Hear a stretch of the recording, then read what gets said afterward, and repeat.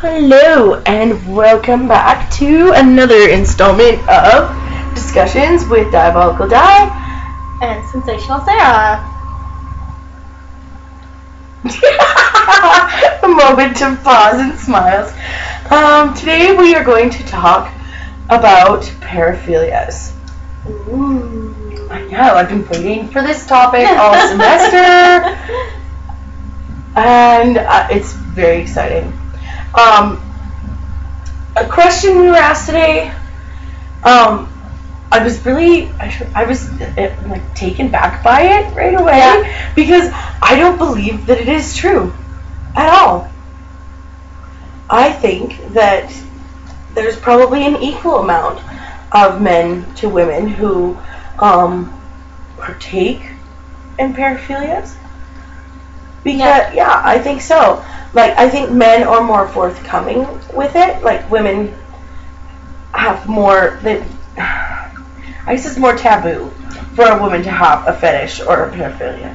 Yeah, I think it's more society is banned it. It's unacceptable, and that's why that the women weren't partaking in it because it's almost like sinful for them. Mm-hmm. Something to be ashamed of that they shouldn't be doing, and so then they wouldn't report that they're doing it. Yeah, because there are I was just doing a little bit of research before we started this, and there are thousands and thousands of fetishes, and all of them being from nothing too weird. Right?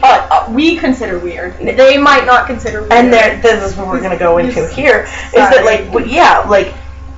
I think that what we might not consider weird now might have been considered very taboo earlier. And that as time goes on, that, society is becoming more open-minded about things. Deviance is socially created, so, society is thinking a little bit less, oh my gosh, right? This weekend is the Taboo show, and even a show like that, say 20 years ago, do you think that would have flew? No way. No, wouldn't have flew. No. And even now, they don't have all of the crazy fetish stuff that we just looked up. They're not handing out speculums for the speculum fetishes. They're not quite that open yet. Yeah. But they do have the things like the whips and the handcuffs. Oh yeah, S&M and bondage and stuff. Bondage has become almost not necessarily a norm, but it's something where you're like, oh, okay, well, I know 5 people who are okay with that, right? So very common, and I think more people are open about it, and then that's why it's becoming more common. Yeah. And it's being seen as being accepted within society as absolutely okay. Well, things like mass media are playing a role in that too. Like when you think of Rihanna came up with a song a little while back called S&M, and that's what it was all about. It was like, right? And so, if we're gonna have mainstream music playing it, it's gonna open up society's view as to being a little bit more norm, right? And so maybe now, if they were to do some more research on as to how many men and women, I think that the results would be drastically different. Yeah. I think that I mentioned in class as well is I think it depends on how they conducted the survey and what questions were asked, because I think that a lot of women still feel that the men should be in control in the bedroom, and so then if they're not expressing their wants of their paraphilias or fetishes with their significant others or whoever they're sleeping with, then they're obviously going to say, no, I don't participate in any fetishes, because they haven't been able to express that to their partner, and because the male's supposed to be in charge of the relationship. So obviously those females would say, no, we don't do it. Because they technically don't, but that doesn't mean that they don't want to. They don't have those fetishes. They're just not participating in those fetishes.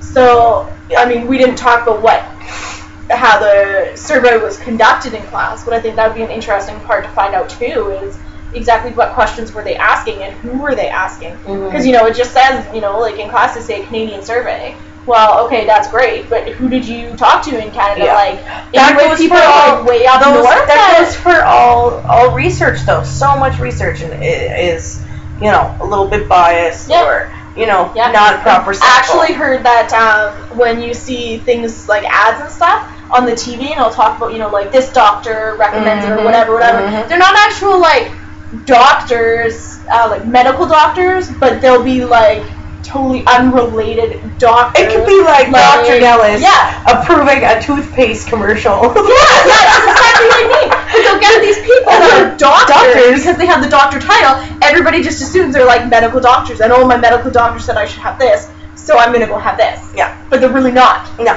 So they've got a doctorate in philosophy or a doctorate in something. Same thing, yeah. Yeah, so, I don't know, I think, and then another thing that interested me today in class, too, was in the textbook. I took a brief little look and how they had the rankings of, well, it wasn't rankings, but their explanation of the different paraphilias, right? And I goes, this is this, and this is this, and then there's these are your other ones, and it had things in there like, the necrophilia, right, and stuff like that. And then it goes, the less common ones, which was like, you're really nasty, I can't even think about it, but there are people out there that have the poop fetish, and then the urine fetish, right? Yeah. Well, I don't know, but I know I think the less common ones could be more common than less common. Yeah. Like, I just don't know. I know more guys that want to pee on the girl. I know. I hear more all the time. So, like, you know, less common. Like, I think everybody is so different, right? Each mind is different. Each sexual being is going to be different. And so, you know, who's to say, you know, that anything's wrong, for that matter? And then who's to say that, you know, well, I don't know. There's just so much. Who's going to actually admit to wanting to have sex with dead people? Society has totally ingrained that into us, that is like absolutely forbidden, unacceptable. You are sick and you are twisted, and there is something seriously wrong with you. Yeah. So if they did a survey of that, like, who's seriously going to say, yes, I want to have sex with dead people? That's my fetish. That's what I think about when I'm having sex with you, is I'm having sex with the devil. Like, no one's going to say that. Truthfully, I just don't understand. But I understand what you're saying. I just don't understand what dead people think. No, that's like what I said. Like, we were talking about peeing on your significant other earlier, because apparently that's a fetish too. Yeah. And I was explaining to Di that I don't really, like, okay, fine, you know, whatever, you want to pee on me, but I just don't understand how that can be sexualized. Yeah. You know, how they can get sexual arousal out of that by peeing on someone. And then this is where it goes, is that, like, where do these things come about? Is it something, obviously it's something that's happened in the past, right? Well, yeah, it has right? to. Yeah. It has to be something that's been triggered, something that, you know, happened to you in the past that makes you think of these things, right? Yeah. Yeah.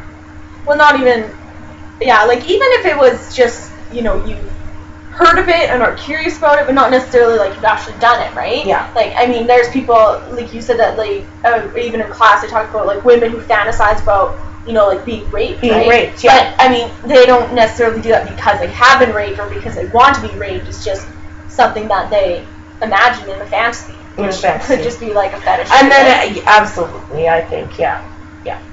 Because even on the site that I keep referring to, there are people who, you know, it's you have this fetish or you're curious about, right? And a lot of times, like who knows? It could just be that you're thinking about it, and so you're trying to find like-minded people to talk to, right? Yeah. So it's an interesting topic, and I don't have all the answers. No.